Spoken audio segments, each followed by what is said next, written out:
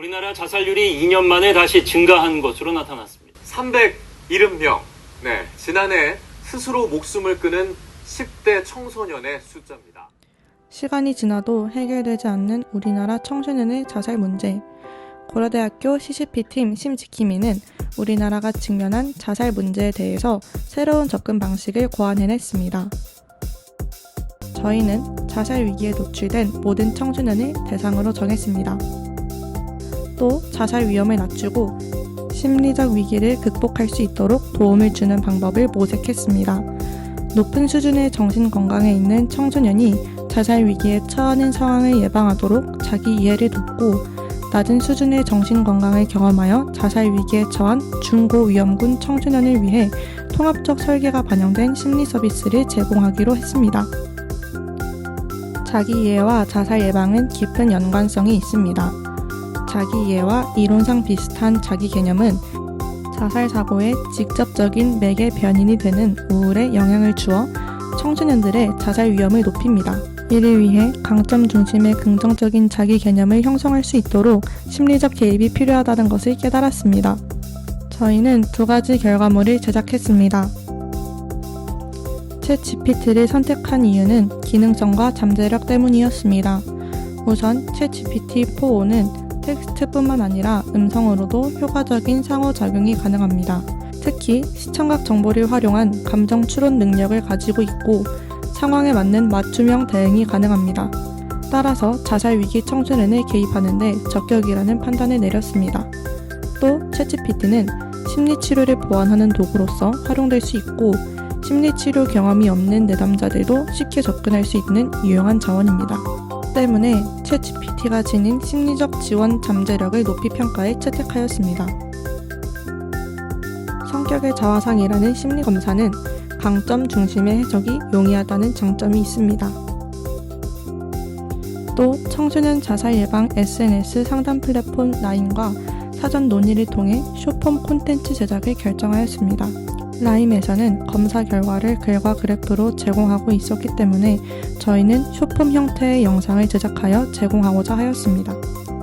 기존 유튜브 시장에서의 성격의 자화상을 다룬 영상 콘텐츠의 수가 부족하다는 점도 필요성에 힘을 실어주었습니다. 저희 팀은 여러 시행착오를 겪었습니다. 많은 회의를 통해 도출된 결과물인 무드트래커, 내면 아이 챗봇, 그리고 심리 에듀케이션이 각각의 이유로 채택되지 못하였습니다. 예를 들어 무드트래커는 지속성이 부족하다는 문제가 있었습니다. 또 내면 아이 챗봇은 오히려 사용자에게 트리거가 될 수 있다는 위험성이 있었습니다. 마지막으로 심리 에듀케이션은 고위험군을 전문 기관에 인계하는 게이트키퍼의 역할을 충분히 소화하지 못한다는 문제가 있었습니다. 하지만 시행착오 속에서 실패만 있던 것은 아니었습니다. 특히 심리 에듀케이션을 연구하면서 자료를 찾아보던 중 심리 에듀케이션과 챗봇을 접목시킨 게이트키퍼 챗봇 아이디어가 떠올랐습니다.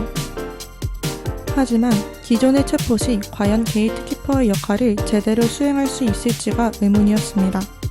고위험군 청소년이 자주 사용할 만한 은어를 챗봇에 사용해본 결과 자살하고 싶다는 의미의 한강하고 싶다를 있는 그대로 해석하는 모습을 발견할 수 있었습니다. 기존의 챗봇은 자살 은어에 대한 정보가 없기 때문에 자살 은어를 사용하는 고위험군을 발견하는 것조차 하지 못한다는 점을 확인했습니다.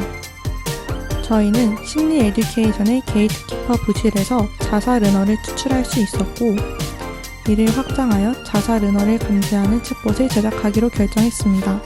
하지만 이를 담을 컨텐츠가 부족하다는 난관에 부딪혔습니다. 그래서 저희는 이전의 무드트래커에서 공감 기술을 추출했고 내면 아이 챗봇에서 이미지 생성 기술과 털어놓기 기술을 추출하였습니다. 이 넷을 모두 결합해 챗GPT를 활용한 자살 은어 감지 기반 이미지 생성 심리 서비스를 개발하였고 최종적으로 마음 그려주는 호의라는 챗봇을 개발하였습니다. 저희가 개발한 챗봇을 검토하기 위해 유료 챗GPT 시장에 출시된 심리 챗봇을 구동하고 이를 꼼꼼히 분석하는 과정을 거쳤습니다. 또 청소년들이 실제로 사용하는 자살 은어를 조사하여 리스트를 만든 뒤 이를 마음 그려주는 호의 챗봇에 적용하였습니다. 마음 그려주는 호의 챗봇의 프롬프트에 4단계의 대화 구조를 기입하였습니다. 스트레스 상황을 인식한 후 감정을 표현하도록 유도한 뒤 이에 대한 공감 반응을 추출하고 다음으로는 바라는 미래에 대한 감정을 표현하도록 한 뒤 이에 대한 공감 반응을 추출하도록 하였습니다.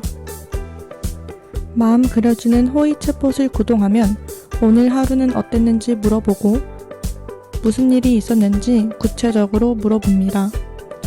이렇게 사용자는 호의에게 무슨 일이 있었는지 자연스럽게 털어놓게 됩니다. 그 다음 호의는 사용자가 고민을 그림으로 표현하도록 권유합니다. 이를 통해 마음 그려주는 호의 챗봇은 사용자에게 대화의 장을 제공하여 스트레스 상황을 쉽게 털어놓을 수 있도록 하였습니다. 마지막으로 스트레스 상황에 대해서만 이야기를 나누면 사용자가 갖고 있는 부정적인 감정이 더욱 심화될 수 있기 때문에 대화 마무리에는 희망적인 메시지를 전달하였습니다. 바라는 미래를 그림으로 표현하는 과정으로 이를 효과적으로 전달하였습니다.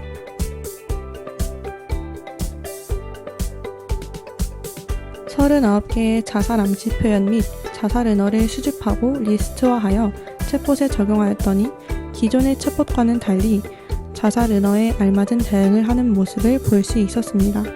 특히 청소년 상담 전화, 자살 예방 상담 전화 등 여러 전문 기관에 대한 핫라인 정보를 제공하였습니다. 또 뜻을 확인하는 과정에서도 사용자에게 의도를 물어보며 적절한 대처를 하려는 것을 볼 수 있었습니다. 이어 라임과 협업한 성격의 자화상 해석 영상을 제작하기 위해 성격의 자화상 책을 읽고 스크립트를 제작하였습니다. 각 유형에 대한 설명과 학교 생활을 제시하여 청소년들의 자기 이해를 도왔습니다. 스크립트를 제작한 후 호시미 캐릭터를 외주를 통해 제작하였습니다. 이 캐릭터를 활용하여 여러 성격 유형에 대한 일러스트도 그렸습니다. 일러스트를 수합하여 편집을 거치고 음성을 입혀 영상을 완성했습니다. 지도 교수님께 박사 과정에 계신 분을 소개받아 검토와 조언을 구한 결과 마음 그려주는 호의 챗봇에서 추상적인 것을 구체화시키고 이를 통해 감정을 느끼도록 하는 접근이 의미 있다는 답변을 받았습니다. 다만 그 과정에서 내면의 챗봇 때와 같이 트리거가 될 수 있으므로 힘들면 언제든지 그만둬도 된다는 점을 사용자에게 알리는 것이 중요하다는 조언을 받았습니다. 이를 토대로 1차 수정을 거친 뒤 청소년들을 대상으로 파일럿 테스터들을 모집하였습니다. 테스터들이 남겨준 좋았던 점 후기 중 눈에 띄는 부분은 공감, 대화, 그림이었습니다. 반면에 테스터들은 디테일, 똑같은 패턴, 그림 퀄리티 등을 보완점으로 꼽았습니다. 검토와 후기를 기반으로 수정을 거쳐 챗봇을 한층 더 업그레이드 했습니다. 첫 번째로 감정에 관한 질문을 추가하여 감정을 더 수월하게 털어놓을 수 있도록 수정하였습니다. 또 그림의 디테일을 수정하였습니다. 예를 들어 사용자를 백인 성인으로 그렸던 이전 버전과는 달리 한국인 청소년으로 그리고 그림체의 스타일도 고를 수 있도록 하였습니다. 성격의 자화상은 심리검사라는 특성을 고려하여 지도 교수님께 직접 검토를 받았습니다. 지도 교수님께서는 유형별 학교 생활을 제시했다는 점은 좋았지만 목적에 맞게 자살 예방 가이드를 추가하는 것이 좋겠다는 피드백을 주셨습니다. 이에 성격의 자화상 영상에 자살 예방 가이드를 추가하여 각 유형별로 자살 위기에 처하기 전 어떻게 대응해야 하는지 이정표를 제공하였습니다. 그럼 지금부터 수정을 거친 최종 결과물을 공개하겠습니다.